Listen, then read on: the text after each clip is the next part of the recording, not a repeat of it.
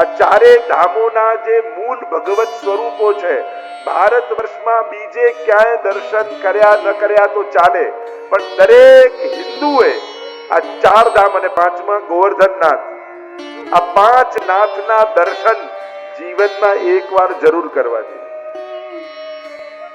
પ્રત્યેક સનાતન ધર્મના એ અનુયાયીએ આ પાંચ જગ્યાએ દર્શન અવશ્ય કરવા જોઈએ. ઉત્તરમાં બદ્રીનાથ, પૂર્વમાં જગન્નાથ. જગન્નાથ ભગવાનની એક વિશિષ્ટ કથા છે. કેમ જગન્નાથ ભગવાન આ રીતે બિરાજેલા છે એની બહુ અદ્ભુત, અને આગળ જો કથામાં સમય કે સંજોગો ઉભા થશે એવી ચર્ચા નીકળશે, જે ચર્ચા કરીશું. જગન્નાથ ભગવાન કઈ રીતે બિરાજમાન છે, અને પ્રાચીનતમ મંદિર એ રીતે દક્ષિણના રંગનાથ, કેવી સુંદર કથા છે એની. ભગવાન લંકા તરફ દ્રષ્ટિ કરીને કઈ રીતે ભોળેલા છે, કઈ રીતે વિભીષણ પર કૃપા કરી રહ્યા છે, એની આખી કથા છે. એ રીતે શ્રી દ્વારિકાનો નાથ અહીંયા બિરાજમાન છે. એની દ્રષ્ટિ આખી કાઠિયાવાડ ઉપર કઈ રીતે કૃપા કરી રહ્યા છે, કેવા સુંદર ચતુર્ભુજ નારાયણ બિરાજમાન. એ જ રીતે મધ્યમાં ગોવર્ધનનાથ બિરાજમાન. ગિરિરાજજી પરથી પ્રગટ થઈ અને આજે રાજસ્થાનમાં નાથદ્વારામાં બિરાજમાન. એમની આખી જે સ્વરૂપ ભાવના, અને એ જ ભાવના ભાગવતજીની છે. સાક્ષાત એ જ ગોવર્ધનનાથજી પોતે તો અચલ સ્વરૂપે ત્યાં બિરાજ્યા છે, પણ ભક્તોના મનોરથો પૂરા કરવા માટે ભાગવત રૂપે બિરાજમાન થાય છે. ગોવર્ધનનાથજીના સ્વરૂપની જો ભાવના વિચાર કરો, ઊંચો ઉઠેલો હાથ, ઉક્ષિપ્ત ભક્ત પુરુષો, ઉક્ષિપ્ત હસ્ત પુરુષો ભક્ત, ઊંચો હાથ, અનેક પ્રકારની સુંદર ભાવનાઓ છે. તો એ જે સ્વરૂપ છે એવું જ સ્વરૂપ ભાગવતજીનું છે. ઊંચો હાથ કરી પોતાના લીલાના જીવોને પોતાના નિકુંજમાં બોલાવી રહ્યા છે, પોતાના શરણમાં બોલાવી રહ્યા છે. આવ આવ આવ એ રીતે બોલાવે. શ્રીનાથજીના 3 નામ મુખ્ય પ્રસિદ્ધ છે. એક નિકુંજ નાયક શ્રીનાથજી, બીજું નામ શ્રી ગોવર્ધનનાથજી, અને ત્રીજું દેવ દમન શ્રીનાથજી. આ 3 નામ પ્રસિદ્ધ છે શ્રીનાથજી બાબા.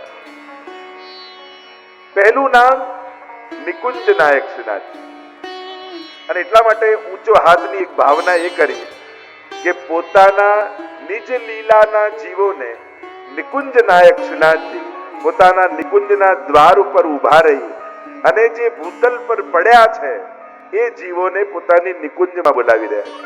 આવ આવ આવ. અને જે લીલાનો જીવ છે એ જ્યારે ઊંચો ઉઠેલો હાથ જુએ છે અને એને પોતાના લીલાના સ્વરૂપનો ભાન અને ભાવ જાગૃત થાય અને ખેંચાતો ખેંચાતો ખેંચાતો શ્રીનાથજી પાસે પહોંચી જાય. અને આજે પણ એ પ્રભાવ શ્રીનાથજી બાબાનો જુઓ.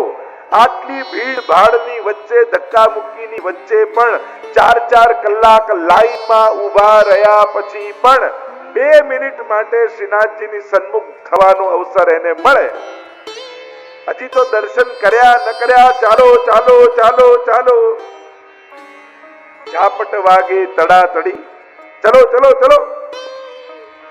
અને જ્યાં શ્રીનાથજીના મુખથી નજર મળી ન મળી, અને જ્યાં બહાર આવે એટલે લીલાનો જીવ શું કે, મારે બ્રહ્મ સમન લેવું છે અને ઠાકોરજીની સેવા ઘરે પધરાવી છે.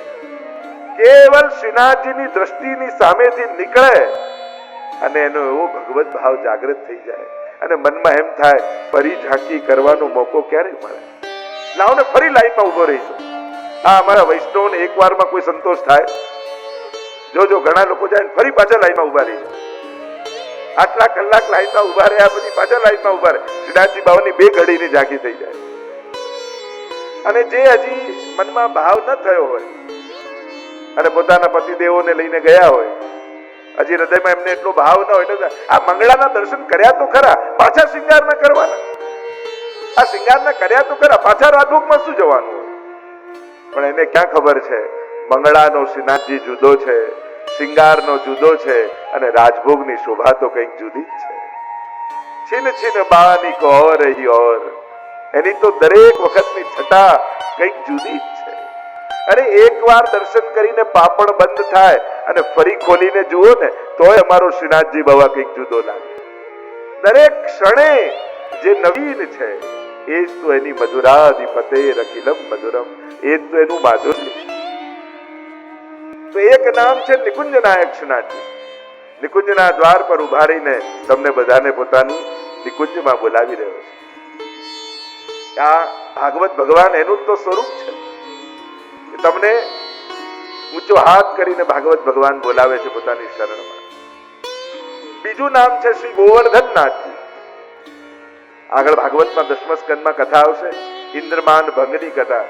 અને પોતાની વામ ભુજાની કનિષ્ઠા ઉપર ગિરિરાજજીને ધારણ કરી બધા જ વ્રજવાસીઓને પોતાના શરણમાં બોલાવશે કે આવો, તમારો રક્ષક હું છું ગોકુલનો નાથ. તમારી રક્ષા કરવાની મેં પ્રતિજ્ઞા કરી છે અને મારી શરણમાં આવી જાઓ. એક સ્વરૂપ શ્રીનાથજીનું આ છે. અને ત્રીજું સ્વરૂપ છે દેવ દમન શ્રીનાથજી. સમસ્ત દેવતાઓનું દમન કરી એમને દેવતા પદ યાદ અપાવી અને સર્વ પ્રકારના અન્યાશ્રયો છોડાવી પોતાની અનન્યતાનું દાન નિજ ભક્તોને કરે છે. તો ભાગવતમાં પણ એ જ ગોવર્ધનનાથજી બિરાજે છે. એટલે 12 સ્કંદ એની સાથે સમાનતા કરી ભાગવતજી. પહેલો અને બીજો સ્કંદ શ્રીનાથજી બાવાના બંને ચરણારવિંદ, ત્રીજો અને ચોથો સ્કંદ શ્રીનાથજી બાવાના બાહુ, પાંચમો અને છઠ્ઠો સ્કંદ શ્રીનાથજી બાવાની જંઘા, સપ્તમ સ્કંદ શ્રીનાથજી બાવાનો મુષ્ટિકા વાળો હાથ. કમર ઉપર હાથ છે. સ્વરૂપની ભાવના એ છે કે આ કમર ઉપર કટી કેમ રાખી છે? એક ભાવ એ કર્યો કે જ્યારે જીવ ઊંચો હાથ જોઈને શરણે આવ્યો ને, એટલે શ્રીનાથજી બાબાએ શરણાગત જીવના હૃદયને પોતાની મુઠ્ઠીમાં પકડી લીધું કે તારું મન હવે મારી મુઠ્ઠીમાં છે, હવે તું ક્યાંય ભાગી નહીં શકે. અને મુઠ્ઠીની બહાર અંગૂઠો છે. એટલે ભાવના એ બતાવી સ્વરૂપની કે અંગૂઠો ભગવાન માયાને બતાવે કે હવે આ જીવ મારો થઈ ગયો, તારા કામનો રહ્યો નથી. હવે તું ગમે તેટલો તારો પ્રભાવ સંસારમાં બતાવ, પર મારા જીવ ઉપર એ માયા તારો પ્રભાવ હવે થવાનો નથી. કારણ કે હવે આ મારો થઈ ગયો. મામે વયે પ્રપદ્યંતે માયા મેતામ તરંતિતે. ગીતાજીમાં પણ ભગવાને કહ્યું ને, જે મારો થાય માયાને તરી જાય છે. યા એક ભાવે બતાવ્યો કટી પર મુઠ્ઠી રાખીને કે આ સંસાર સાગર વૈષ્ણવ માટે તો હવે કટી જેટલો થઈ ગયો છે. હવે મસ્તક સુધી તમને ડૂબાડશે નહીં. કમર સુધીનું પાણી હોય ને માણસ સહજ ચાલતો ચાલતો પાર ઉતરી જાય, એમ શ્રીનાથજીના શરણે આવ્યા એટલે હવે આ ભવસાગર કટી જેટલો થઈ ગયો, વૈષ્ણવ સહજમાં પાર ઉતરી જાય. 7મો સ્કંદ એ મુષ્ટિકા વાળો હાથ, 8મો અને 9મો સ્કંદ એ બંને વક્ષસ્થળ શ્રીનાથજી બાબાના, 10મો સ્કંદ એ હૃદય, 11 સ્કંદ એ મસ્તક અને 12મો સ્કંદ એ ઊંચો ઉઠેલો હાથ, જેનાથી શ્રીનાથજી બાબા તમને બધાને પોતાના શરણમાં બોલાવી રહ્યા છે. આવ આવ આવ. તો આમ જે નાથ દ્વારામાં શ્રીનાથજી છે એ જ શ્રીનાથજી બાબા શ્રીમદ ભાગવતમાં બિરાજમાન. આ તમને બધાને જે સૂચના મળી એ શું છે? એ શ્રીનાથજી બાબાનો વેણુનાદ છે. જેમ ઠાકોરજી રાસ માટે પહેલા વેણુનાદ કરે છે અને વેણુનાદ સાંભળીને સર્વ ગોપીજનો ઘર ઘરથી દોડીને રાસ મંડળમાં આવી ગઈ, એમ કથાની સૂચના એ વેણુનાદ છે. ભાગવતનો પંડાલ એ રાસસ્થલી છે. ઠાકોરજીએ તમને બોલાવ્યા છે અને 7 દિવસ એક એક વચને બંધાઈ અને 7મા દિવસે શ્રીનાથજી બાબા સહજમાં તમને પ્રાપ્ત થશે. કારણ કે 3 વસ્તુ છે: શ્રીનાથજીને જોવા, શ્રીનાથજીને જાણવા અને શ્રીનાથજીને મેળવવા. આ ત્રણેય વસ્તુનો અનુભવ ભાગવતજી કરાવશે. ભાગવતજી એટલે ભગવાનને જાણવાનો અવસર, ભગવાનને સાંભળવાનો અવસર. 7 દિવસ સાંભળતા સાંભળતા સાંભળતા સહજમાં જીવ શ્રીનાથજીનો થઈ જશે. તમારે કાંઈ કરવાનું નથી, તમારે તો કેવલ શ્રવણ કરવાનું છે. પણ ક્યારે એ શ્રવણ કરતા કરતા આ માખણ ચોર ચિત્તચોર બની અને તમારા હૃદયમાં પ્રવેશ કરી જશે, તમને પણ ખબર નહીં પડે. એટલે હું તો ઘણી વાર સપ્તાહ શરૂ થતી હોય ને ત્યારે જ કહી દઉં કે પહેલા દિવસે બધા પોતપોતાની સેલ્ફી લઈ લેજો. કારણ કે 7મા દિવસે તમારો ચહેરો, તમારી આંખો, તમારા ભાવ એ બધું જ બદલાઈ જશે. આવો પ્રવેશ કરીએ શ્રીમદ ભાગવતના મહાત્માની કથામાં. આ એવી દિવ્ય કથા છે કે સાંભળતા સાંભળતા 5 ફળ ભાગવતજીના બતાવવામાં આવે કે જ્યારે ભાગવત સાંભળશો તો મળશે શું. કોઈ પણ માણસ કામ કરે ને તો સૌથી પહેલા વિચાર કરે આ કરવાથી મળશે શું. 5 ફળ બતાવ્યા. ભાગવતનું પહેલું ફળ બતાવ્યું નિસંશયતા. ભાગવત સાંભળવાથી સર્વ શંકાઓની સમાપ્તિ થઈ ગઈ. મનમાં કોઈ શંકા નહીં રહે. કારણ કે શ્રદ્ધા જાગી જાય ને પછી શંકાઓ આપમેળે સમાપ્ત થઈ જાય. શ્રદ્ધાઓ જાગે, જેમ જેમ ભાવ જાગે એમ એમ શંકાઓ સમાપ્ત થાય. શ્રદ્ધાવાન લભતે જ્ઞાનમ તત્પર સંયતે ઇન્દ્રિય. બીજું કહું, ભગવત કૃપાનો અનુભવ થાય. ભાગવત સાંભળો એટલે ભગવત કૃપાનો અહેસાસ થાય. ઠાકોરજી કૃપા તો કરી જ રહ્યા છે, આપણે એ કૃપાનો અનુભવ નથી કરી શકતા, એને જાણી નથી શકતા. ઠાકોરજી પાસે જ્યારે પણ જાઓ ને તો એટલું માંગજો કે પ્રભુ તારી કૃપાને હું જાણી શકું ને સમજી શકું એવી કૃપા કરો. સાક્ષાત ઠાકોરજીના દર્શન થાય. જે ભાગવત સાંભળે એને ભગવત દર્શન ઝાંકી થાય. અનેક 5 ફળ હમણાં વિસ્તાર નથી કરતો. છેલ્લું ફળ કહું, 5મું ફળ. ભાગવત સાંભળવાથી અભયત્વની પ્રાપ્તિ. સર્વ ભય સમાપ્ત થઈ જાય. તકલીફ એ છે દુનિયામાં લોકો આપણને ભગવાનના નામે ડરાવે છે. 2 વસ્તુ યાદ રાખજો, જે ભગવાનના નામે લલચાવે અને જે ભગવાનના નામે ડરાવે એ વ્યક્તિઓથી દૂર થઈ જશે. ભગવાન સર્વ લાલસાઓને સમાપ્ત કરનારા છે. એટલે ભગવાનના નામે લલચાવનારા લોકોથી ક્યારે પણ આકર્ષિત ન થતા. આટલું કરશો તો આ મળી જશે, આમ કરશો તો આમ થઈ જશે. જે પણ મહાત્મા ગુરુ કે સંત પાસે જાઓ એ ભગવાનથી આ મળશે એવી વાત ન કરે, તને ભગવાન મળશે એવી વાત કરે ને એવા ગુરુના શરણમાં જશે. ભગવાનથી શું મળશે એમાં ન પડતા, ભગવાન ક્યારે મળશે એના ચિંતનમાં રહેશે. કારણ કે જેને જેને ભગવાન મળ્યા ને એને પછી મેળવવાનું કાંઈ બાકી ન રહે. પણ જેને ભગવાનથી મેળવવાના પ્રયાસ કર્યા એ ખાલી હાથે જ ગયા છે. ભાગવત સાંભળ્યા પછી એટલી સમજદારી તો આવી જવી જોઈએ કે મારે ભગવાન મેળવવા છે. જીવનનું પરમ લક્ષ્ય મારું ભગવત પ્રાપ્તિ છે. એટલે ભગવાનના નામથી જે લલચાવે યા ભગવાનના નામથી જે ડરાવે, ત્યાં ન કર્યું તો આમ થઈ જશે, આમ ન કર્યું તો આમ થઈ જશે. અને માણસ દુખી હોય ને ત્યારે ડરાવનારા બહુ આવી જાય. તમે આ નથી કરતા ને એટલે જ તમારી જોડે આવું થાય.